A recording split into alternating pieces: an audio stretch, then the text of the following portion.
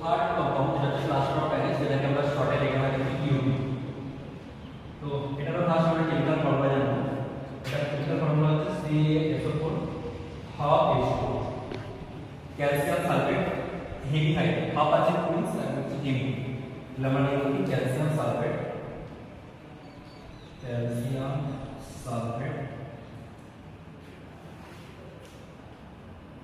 Heavy.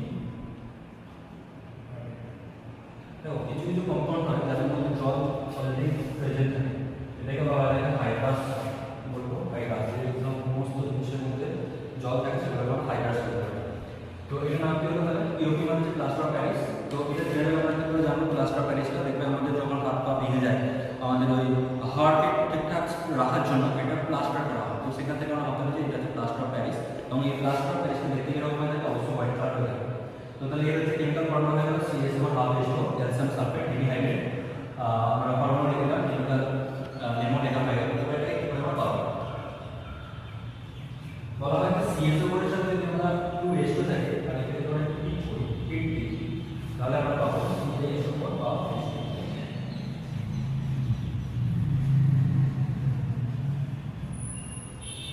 বলা হচ্ছে এই CaSO4 তো এটাকে বলা হয় জিপসাম,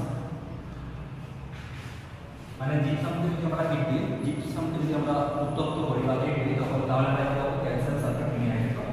খুবই সোজা একটা প্রসেস যে ক্যালসিয়াম সালফেট যেটা আছে জিপসাম আছে, জিপসামকে যদি আমরা হিট দিই তাহলে আমরা ক্যালসিয়াম সালফেট হেভি হাইড্রেট পেতে পারি।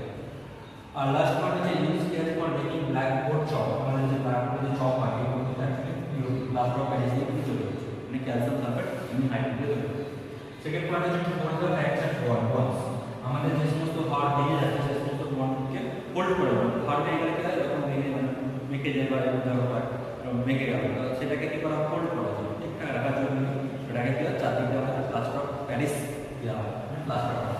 আর থার্ড পয়েন্ট হচ্ছে কনস্ট্রাকশন ইন্ডাস্ট্রি, আমাদের ইন্ডাস্ট্রিতে যে বিভিন্ন রকম যে কনস্ট্রাকশনগুলো হয় সেগুলো হলো পিওপি বা প্লাস্টার অফ প্যারিস ব্যবহার। তাহলে এই হচ্ছে ব্যাপার। তাহলে কেমিক্যাল নেম মনে রাখবো, ফর্মুলা মনে রাখবো, প্রিপারেশন মনে রাখবো, হচ্ছে ইউজ মনে রাখবো।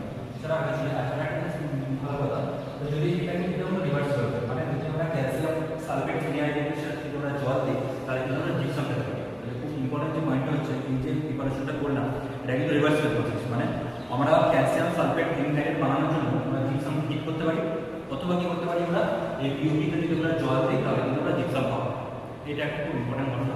তো যাই হোক এই চারটে পয়েন্ট আমাদের মনে রাখলে সিরিয়াসলি করার জন্য এনাফ। ওকে, তো এর কেমিক্যাল ফর্মুলা কি সেটা জানতে হবে। Na2CO3 10H2 সোডিয়াম হাইড্রোজেন মানে সোডিয়াম কার্বনেট, তাহলে এই কেমিক্যাল নেম এর সময় লিখব কি সোডিয়াম কার্বনেট, সোডিয়াম কার্বনেট। আচ্ছা 10 10 আছে মানে এটা কি ডেকা, জল আছে সাইড, তাহলে কেমিক্যাল ফর্মুলা হচ্ছে sodium carbonate decahydrate, chemical formula Na2CO3 10H2 এবং এটা সোডিয়াম কার্বনেট ডেকা হাইড্রেট। তো এটাও কি এটা আমরা কি বলবো? এটা একটা হাইড্রাস বলবো, কারণ এখানে যেটা জল আছে হাইড্রাস সাবস্টেন্স আমরা বলতে পারি। কি করে পাবো আমরা? যদি আমরা সোডিয়াম বাইকার্বনেটকে একটা ফিক্সড টেম্পারেচারে হিট করি তাহলে কিন্তু আমরা পাবো sodium carbonate plus water plus chlorine.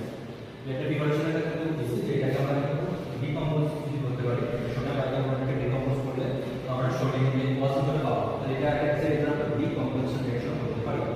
আচ্ছা লাস্ট ওয়ান আছে ইউজ, এটা কিন্তু ইউজ করা হয় লাস্ট ওয়ান আছে for the manufacture of the গ্লাসকে তৈরি করার জন্য কিন্তু আমাদের সোডিয়াম কার্বনেট লাগে, গ্লাস তৈরি করা। সেকেন্ড পয়েন্ট হচ্ছে ওয়াশিং পারপাস, কোনো জিনিসকে আমরা যদি ওয়াশ করতে চাই, জামা কাপড় যদি ওয়াশ করতে চাই তাহলে কিন্তু ওয়াশিং সোডা বলে লাগে, আমি যদি আছে ওয়াশিং, তাহলে ওয়াশিং একটা মেন আমাদের ইউজ। আর লাস্ট থার্ড পয়েন্ট ইম্পর্টেন্ট যেটা হচ্ছে ফর সফটেনিং ওয়াটার, আমরা পরে জানবো তারপর সেটা জলে দুটো রকম জল আছে, একটা সফট ওয়াটার একটা হার্ড ওয়াটার। তো সেখানে একটা ওয়াটার থেকে করা না সফট করার জন্য কিন্তু আমাদের এই ওয়াটারটা লাগে। এটা সিরিজ করে 2020 টাকা বসে দিয়েছিল যে কোন জিনিসটাকে আমরা জলের সফটেনিং এর ইউজ করা আমরা মনে রাখবো ওয়াশিং সোডা কিন্তু জলের সফটেনিং ইউজ করা। তাহলে আমি কার্বন ইউজ করি, তাহলে কেমিক্যাল নাম কি সোডিয়াম কার্বনেট ডেকা হয়, ডেকার নাম হচ্ছে কার্বন 10H2 আছে, এর নাম হচ্ছে ডেকা। এটা কি সল্ট? এটা হচ্ছে হাইড্রাস, হাইড্রাস কম্পাউন্ড। আচ্ছা এবার যদি সোডিয়াম বাইকার্বনেটকে যদি আমরা হিট দিই তাহলে আমরা সোডিয়াম কার্বনেট পাবো। হিট দিয়ে যে পাচ্ছি তাহলে এখানে আমাদের কি করতে হবে? এটা একটা ডিকম্পোজিশন রিঅ্যাকশন করতে হবে। আচ্ছা ইউজ কি আছে যে for the manufacture of glass, glass তৈরি করার ক্ষেত্রে কাজে লাগে। সেকেন্ড পয়েন্ট হচ্ছে কোনো কিছু জিনিস ওয়াশ করতে দেখা যায় তাহলে হচ্ছে তোমার সফটনিংও করা যায়, জলকে সফট করতে মধ্যে আমাদের এই ওয়াশ করা থাকে। ওকে, তো আমরা এই চারটে যে টোটাল কেমিক্যাল নেম বা কেমিক্যাল সাবস্টেন্স করলাম, এই চারটে কেমিক্যাল সাবস্টেন্স খুব ভালো করে পড়বো। তো এখান থেকে একটা প্রশ্ন আমাদের সিবিএসসি বলে আশা করতে পারি। তো এই কোশ্চেন মানে এই জিনিসটা কিন্তু আমরা কখনো কিন্তু সরাবো না, খুবই ইম্পর্টেন্ট। চারটে জিনিসটা আমরা